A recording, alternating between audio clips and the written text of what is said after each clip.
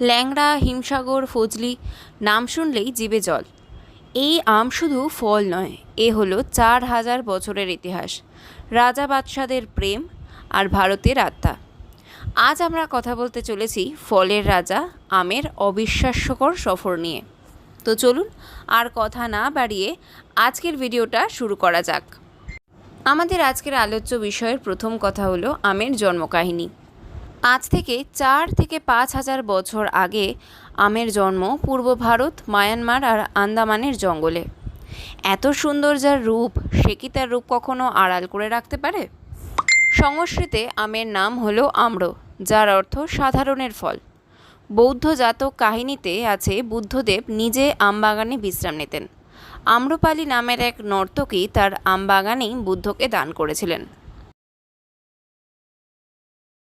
হিন্দু এবং বৌদ্ধ ধর্মে আমকে শুভ বলে মনে করা হয়।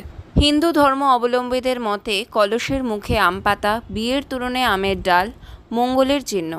কালিদাসের মেঘদূতে আমরা আম বাগানের বর্ণনা পাই। মৌর্য সম্রাট অশোক রাস্তার ধারে আম বাগান লাগাতে নির্দেশ দিয়েছিলেন পথিকের জন্য। তবে আমরা কি জানি এই আমকে রাজকীয় করে তোলার পেছনে হাত কাদের আছে? আমাদের এই ছোট্ট আমকে রাজকীয় করে তোলে মুঘলরা।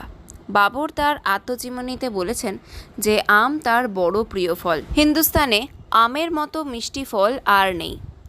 আকবর দাড়ভাঙায় বসালেন লাখবাগ, 1,00,000 আম গাছের বাগান।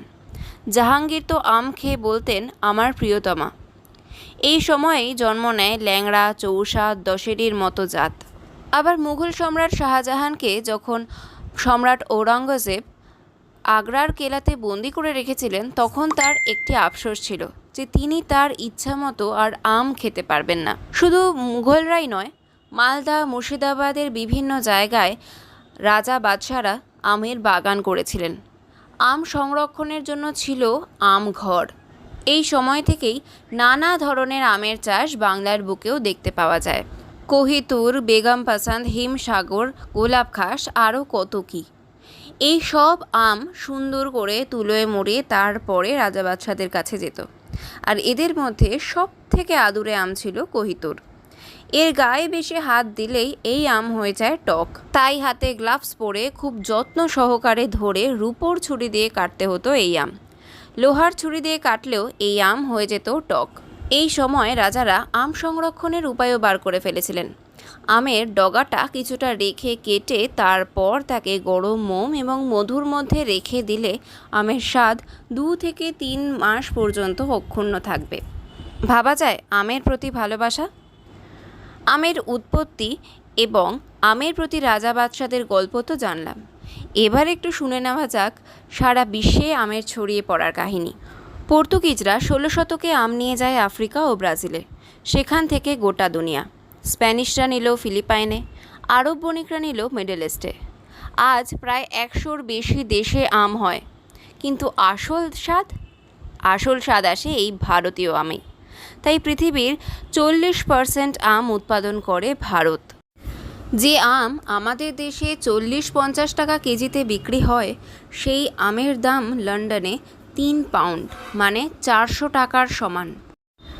বাঙালির কাছে আম শুধুমাত্র একটা ফলের নাম নয়, বাঙালির কাছে আম মানে হলো আবেগ। আম মানে অনেকের কাছেই ছেলেবেলা। মালদার ফজলি, মুর্শিদাবাদের কোহিতুর, নদিয়ার হিমসাগর, প্রতিটা জেলার নিজের নিজের গর্ব। রবীন্দ্রনাথ ঠাকুর লিখেছেন, আমার ছেলেবেলার গন্ধ পাই কাঁচা আমের গন্ধে। জামাই ষষ্ঠীতে আমই প্রধান। এমনকি বাংলাদেশের জাতীয় গাছও আম গাছ। একটা মজার কথা জানেন, 1955 সালে ভারত চীন মৈত্রীর জন্য ম্যাঙ্গো ডিপ্লোমেসি হয়েছিল।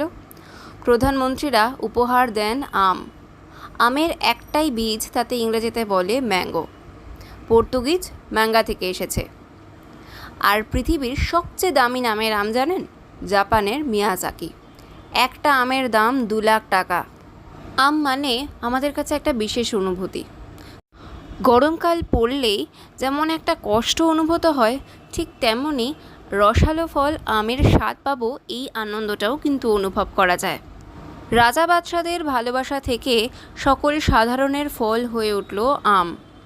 যতই চেষ্টা করে বিদেশের মাটিতে আমের উৎপাদন করা হোক না কেন, কিন্তু ভারতের অত্যন্ত আর্দ্র আবহাওয়ার জন্য ভারতের আমের স্বাদ অভূতপূর্ব। তাই তো ভারতের জাতীয় ফলও আম। সিন্ধু সভ্যতা থেকে তোমার আমার প্লেটে আমের এই যাত্রা প্রমাণ করে কেন একে ফলের রাজা বলা হয়। তোমার প্রিয় আম কোনটা? কমেন্টে অবশ্যই জানিও।